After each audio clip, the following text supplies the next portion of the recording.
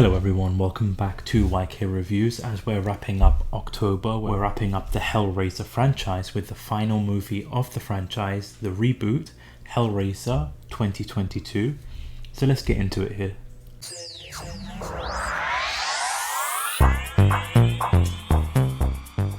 With this new reboot coming out on Hulu, it's a completely revamped, different version of Hellraiser, different version of Pinhead. Nothing to do with the previous franchise or anything like that. So with this one, I gotta be completely honest, I enjoyed a lot of aspects of like what they did, what they encountered, the lament configuration and all that kind of stuff. Do have little nitpicks, but for me this is definitely a huge step up from the previous like couple of movies that they've done, and for me a huge step in the right direction to like what they're going to do with the movie, what they're going to do with the franchise, if they will be doing sequels in the future.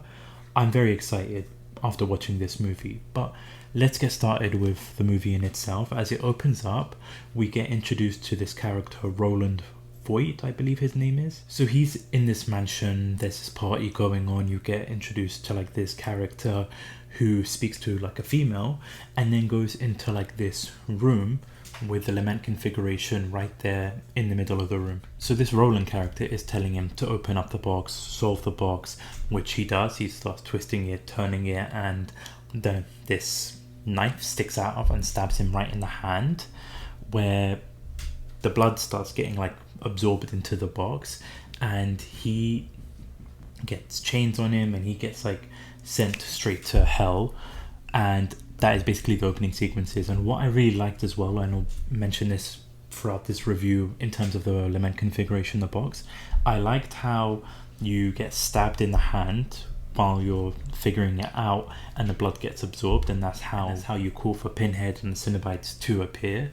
So basically we see this guy get dragged into hell, and that's when Roland demands an audience with Leviathan, which I'm glad they brought this back from like the second Hellraiser movie. Like they brought all these great elements and aspects from like what made the Hellraiser such a great franchise. They brought that back, Roland demanding an audience with Leviathan. And so then it cuts to 6 years later. You now got introduced to our new Kirsty of the franchise, Riley, who's basically a recovering addict. We see her having a great time with her boyfriend Trevor. We see the dynamic. We see her living with her brother Matt, his boyfriend Colin, their roommate Nora, and Trevor. And I'll be honest, her brother and Nora, like the characters aren't as strong. Like a lot of like the side characters weren't as strong as they could have been. Like even Trevor at times. Like Colin for me was the best side character compared to Riley for me. Like the rest of them, I felt like they could have been built up a lot stronger. But you see the dynamic between Riley and her brother. They're like clashing a lot. So she goes with her like boyfriend Trevor at their place, talking about like money and that kind of stuff. So Trevor convinces Riley to go and help him steal a package that's in an abandoned warehouse. When they go there, they come to find out, they open up this safe and they come to find out this box with a box inside it, which is a lament configuration there. So which Riley takes home. And that's when she has that argument with her brother basically kicking her out because he thinks that she's like been drinking and just like not going anywhere with her life.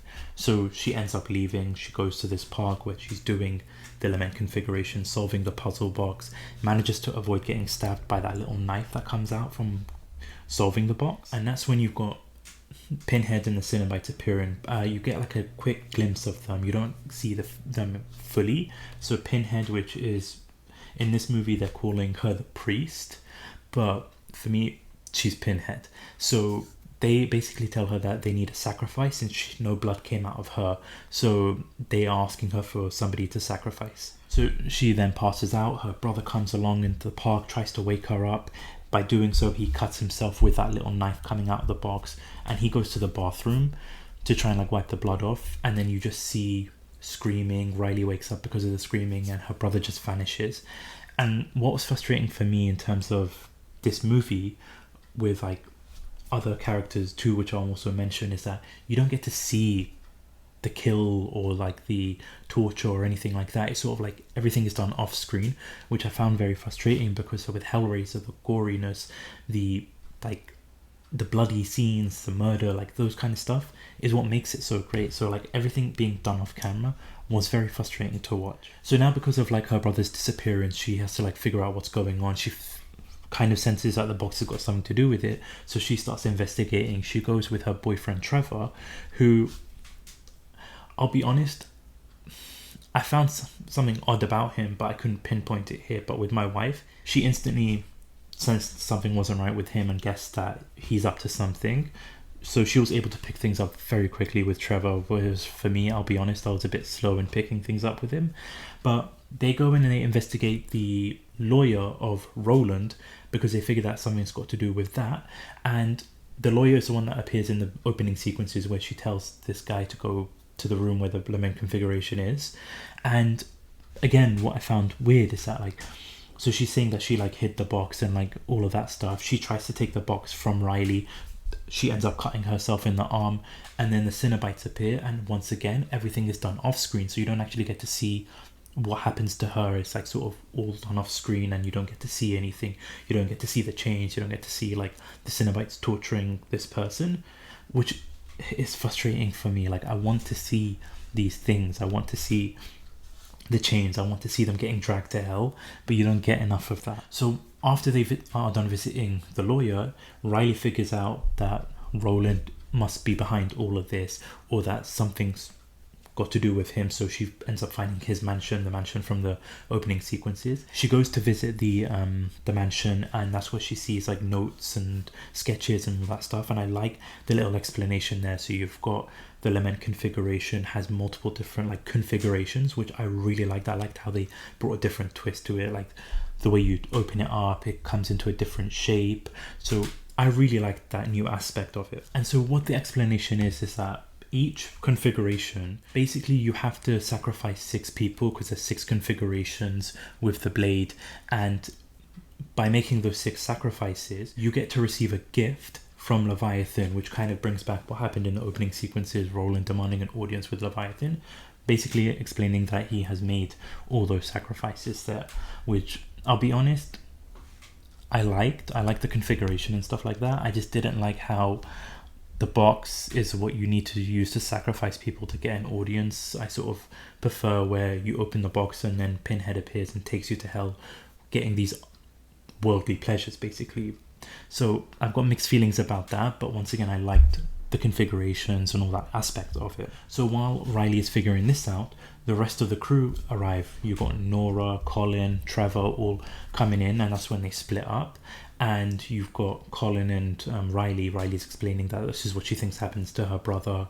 You've got Nora, who finds these switches and just finds a secret tunnel where Roland, you see, stabs her in the back with the box.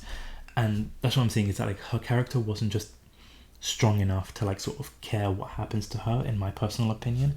Like, the characters were just very thin for me. But like, after she gets stabbed, they try to escape, and for me, my favorite sequence in this whole movie, while she's in the van and they're driving off, you just see like her sort of splitting between the remaining characters, like the van sequence just like sort of spreading like that. I just found visually stunning.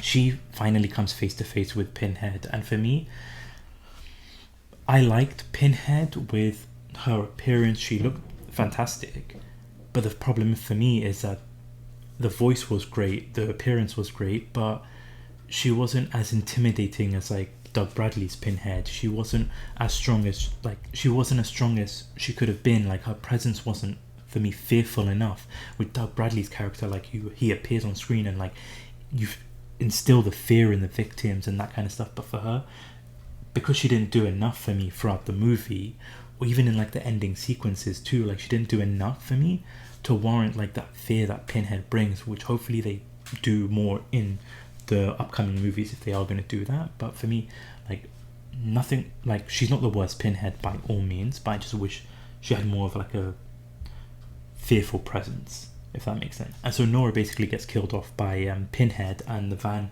crashes. Riley goes into this road where she comes face to face with Pinhead, and they call her the priest, but I want to call her Pinhead because that's who she is for me. She basically explains to Riley that she needs 2 more sacrifices, which kind of like leads you towards the last 2, Colin and Trevor, basically. And so this chase sequence happens. You've got one of my favorite Cenobites, the Chatterer, but that's another thing too as well, is that the Cenobites and Pinhead, this is going to sound really weird, but there wasn't enough leather on them, so it was more a lot of like skin and designs and that kind of stuff, but there wasn't enough leather on them, which you associate to the Cenobites to Pinhead. So that for me, I just wish there was more leather, because Chatterer just felt naked for me. So then he's chasing these characters. Nolan falls over, Chatterer goes straight to Trevor, bites his arm, but then Riley uses the box configuration to stab Chatterer, which basically is one of the sacrifices there. So the chains come in and Chatterer just gets killed off, which I really like to see. That's what was missing from like the rest of the movie, is those types of kills. So Chatterer gets killed off, and so because they see that, their idea is they'll go back to the mansion, they'll be able to lock the gates, they'll use like the other Cenobites as sacrifice too, to like avoid them getting killed off. And so because Trevor's been bitten by his arm, he has to try and recover. We come to find out, and what my wife suspected, is that he is basically being paid by Roland to bring victims for sacrifices, so that Roland can, as we discover what happens to him in the later scenes there, to try and be released. So they're in the mansion, they manage to trap one of the Cenobites by leading them into the mansion, and once again Pinhead is just sort of like in the sidelines, like she doesn't do much. Like Doug Bradley would have stood there, had that confrontation face to face, but with this one she sort of just stands back, allowing the Cenobites to go after them. One of the Cenobites gets trapped in like the doors there, but Riley falls over, drops the box, so Colin tries to like get the box to stab him, but the box is missing, and that's when Roland comes in and stabs Colin as like one of his sacrifices. And that's where we get the explanation now, basically, is that after he had that meeting with the Leviathan, they come to find out that his gift was that they put this piece of equipment on him that is constantly revolving, playing with his nerve endings, and that's continuous, so he's constantly in pain. So he wants his gift to be released from this, because he does not want it, because it's like the Cenobites version of like pleasure. So then you've got like what happened into the second movie. Leviathan, the shape, appears hovering above the mansion there, and Riley convinces Colin to like escape. One of the Cenobites, which is like similar to like the one in the first two movies, the female with the throat opened up, she goes and like puts chains around Colin, but Riley manages to stab Trevor and have Trevor be sacrificed. So I like that sequence of like these chains being like wrapped around, ripping his skin off, and then him just getting sent straight to hell. So Colin manages to like be free and survive. And so then you get to like the sequences of like Pinhead and Roland having this confrontation face to face. She manages to like release this equipment from him and set him free, only for the Leviathan to grab like a chain, stab him like right through, and just take him up to the Leviathan, where at the end the post-credit scene is you've got him turning into a Cenobite. And that sequence of him doing that, becoming a Cenobite, was perfectly done visually. Everything was just really well put together for me, and I really like that sequence and that scene there. And then you've got basically, as Riley's done her sacrifices, they're trying to convince her to like bring her brother back, but she refuses, because she knows the twisted mind that the Cenobites have. So she refuses, she walks away, them explaining that her mind is basically just going to be filled with guilt, and she manages to escape with Colin. As they're sitting in the car wondering if they've made the right decision, Riley just complete a mess of a mindset after what happened there, and that's the end of the movie. So in terms of overall, definitely a step up in the right direction after like the last couple of movies that they've created with Hellraiser. This definitely felt like a Hellraiser. I loved the concept of what they did, the new ideas that they brought to the table, and little nitpicks here and there, more goriness. I would have wanted more fear and physical presence by Pinhead for me, but overall a great movie for me, a great reboot, and I'm hoping that they do have more in the future with this type of Hellraiser and this movie, because it does deserve to continue. So if you've seen the movie, let me know down in the comment section what you thought. If you haven't seen the movie, what do you think you'll get into the Hellraiser franchise in itself? Let me know here. But thank you so much for watching, and thank you so much for listening. Playlist of the whole Hellraiser movie will be somewhere up here. I've got playlist of Chucky and playlist of Halloween, so all of that is in the channel, so do check it out if you do get the chance. There will be the full tier ranking of all the movies, shows in the month of October coming out, most likely on the 2nd of November. A whole bunch of like editing and videos coming out here, so keep an eye out on the channel for that. But again, once again, thank you so much for watching and listening. This is YK Reviews. Peace.